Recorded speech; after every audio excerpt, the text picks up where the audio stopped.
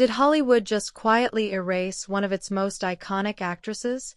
Susan Sarandon, an Oscar winner, a legend, a woman who's been in the industry for decades, is now claiming she was effectively blacklisted. And the reason? Speaking out about Gaza. But this story isn't as simple as it sounds. It all started in November 2023. Sarandon attended a pro-Palestine rally and made comments that quickly ignited backlash online. One particular remark about Jewish Americans sparked intense criticism. Within days, controversy exploded. Headlines spread. Social media divided. And then something big happened. Her agency dropped her. United Talent Agency cut ties shortly after the rally. Sarandon later apologized publicly, saying she deeply regretted diminishing anyone's reality and never intended to hurt people. But according to her, the damage was already done. And that's where things took a dramatic turn. Fast forward to a recent press conference in Barcelona. Sarandon didn't hold back. She claimed she was fired specifically for marching and calling for a ceasefire. She said it became impossible for her to even appear on American television. No major films. Nothing connected to Hollywood. For an actress of her status, that's a massive statement. But here's where it gets complicated. She has appeared in projects like Netflix's The 6888 and Nanas. However, those films reportedly began production before the controversy.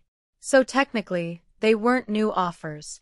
According to her, once the fallout hit, new opportunities dried up. And what happened next shocked a lot of fans. Instead of staying in Hollywood, Sarandon says she had to rebuild her career overseas.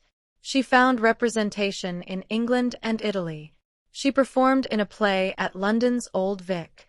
She worked in smaller European films, independent productions, first-time directors. Then she dropped another bombshell. She claimed that an Italian director who hired her was warned not to. She says he was told it might be risky. He ignored the warning. But the conversation allegedly happened. If that's true, who was making those calls? Hollywood has a long memory when it comes to controversy. And historically, blacklisting isn't exactly new.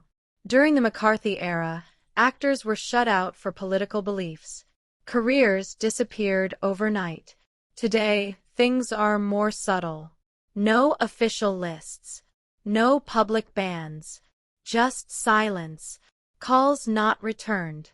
Meetings that never happen. Roles that go in another direction. Some critics argue this isn't censorship, it's business. Studios are massive corporations. They avoid anything that could hurt profits. If a star becomes controversial, insurance costs rise. Investors hesitate. Risk management kicks in. But others say this feels different. Sarandon herself praised Spain's government for openly criticizing Israel's actions in Gaza. She contrasted that with what she describes as repression in the United States. She said watching Spain speak clearly made her feel less alone. That statement alone added another layer to the drama. Because now this isn't just about one actress. It's about the political divide inside Hollywood. It's about which voices get amplified and which ones get sidelined. And fans are split. Some say she's facing the consequences of her own words. Others argue she's being punished for activism. Online forums are filled with debates. Reports claim that behind closed doors, studios are simply protecting their brand. Rumors suggest casting agents were advised to proceed carefully. But nothing has been officially confirmed beyond her agency drop. So what's really happening? Is Susan Sarandon a victim of modern-day blacklisting? Or is this just the harsh reality of celebrity politics in 2026? The entertainment industry thrives on image, and when that image shifts, the fallout can be explosive, especially when global politics enter the conversation. For now, Sarandon is working, just not in the way she used to. Smaller films, overseas productions, Independent directors willing to take the leap.